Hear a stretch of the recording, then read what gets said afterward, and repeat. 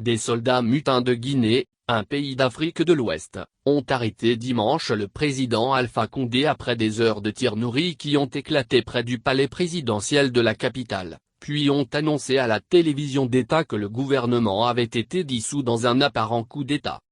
Les frontières du pays ont été fermées et sa constitution a été déclarée invalide dans la publicité lue à haute voix à la télévision d'État par le colonel de l'armée Mamadi Doumbouya, qui a déclaré aux Guinéens: le devoir d'un soldat est de sauver le pays. Cependant, il n'était pas immédiatement clair quel soutien Doumbouya avait au sein de l'armée ou si d'autres soldats fidèles au président pendant plus d'une décennie pourraient tenter de reprendre le contrôle. Le bloc régional ouest-africain connu sous le nom de CEDEAO a rapidement condamné les développements, menaçant de sanctions si Condé n'était pas immédiatement libéré. Le secrétaire général de l'ONU, Antonio Guterres, a souhaité qu'il condamnait fermement toute prise de contrôle du gouvernement par la force des armes à feu. On ignorait où se trouvait Condé pendant des heures après d'intenses combats dimanche dans le centre-ville de Conakry jusqu'à ce qu'une vidéo soit diffusée montrant le leader fatigué et échevelé de 83 ans en détention militaire. On ne savait pas immédiatement quand ni où la vidéo avait été prise, même si la voix d'un soldat pouvait être entendue demandant à Condé si les putschistes lui avaient fait du mal de quelque manière que ce soit. Doumbouya, le commandant de l'unité des forces spéciales de l'armée, s'est ensuite adressé à la nation depuis le siège de la télévision d'État, drapé d'un drapeau guinéen avec environ une demi-douzaine d'autres soldats dans ses côtes. Nous ne laisserons plus la politique à un seul homme. Nous allons le confier au peuple, a déclaré Doumbouya, sans citer nommément Condé. Il a ensuite confirmé à la télévision de France 24 que Condé était dans un endroit sûr et avait consulté un médecin. Un ancien diplomate américain à Conakry a confirmé à l'Associated Press que le président avait été arrêté par les putschistes. Le diplomate, qui était en contact avec des responsables guinéens, s'est exprimé sous couvert d'anonymat en raison de la sensibilité de l'affaire.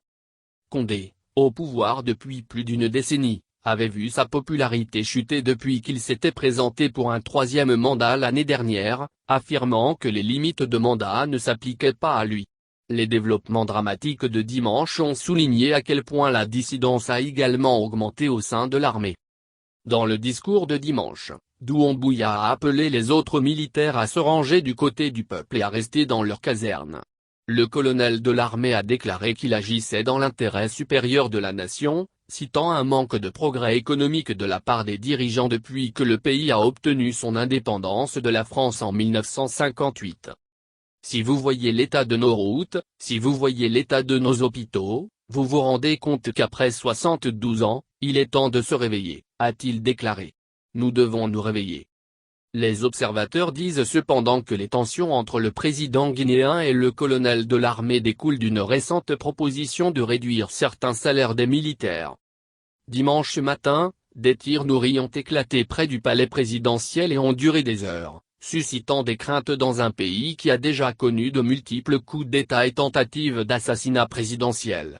Le ministère de la Défense a initialement affirmé que l'attaque avait été repoussée par les forces de sécurité, mais l'incertitude a augmenté lorsqu'il n'y a eu aucun signe ultérieur de Condé à la télévision ou sur le web. Radio d'État. Les développements qui ont suivi ont reflété de près d'autres coups d'État militaires en Afrique de l'Ouest. Le colonel de l'armée et ses collègues ont pris le contrôle des ondes, professant leur attachement aux valeurs démocratiques et annonçant leur nom, le Comité national pour l'unité et le développement. Ce fut un revers dramatique pour la Guinée, où beaucoup espéraient que le pays avait tourné la page des prises de contrôle militaire. Beaucoup espéraient que la victoire électorale de Condé en 2010, le premier vote démocratique du pays, serait un nouveau départ pour un pays qui avait été embourbé par des décennies de corruption, de régime autoritaire et de troubles politiques. Dans les années qui ont suivi, cependant, les opposants ont déclaré que Condé n'avait pas non plus réussi à améliorer la vie des Guinéens, dont la plupart vivent dans la pauvreté malgré les vastes richesses minérales du pays en bauxite et en or. L'année qui a suivi sa première élection, il a à peine survécu à une tentative d'assassinat après que des hommes armés eurent encerclé sa maison pendant la nuit et bombardé sa chambre de roquettes. GATT organisé plus tard l'élection historique de 2010 remportée par Condé.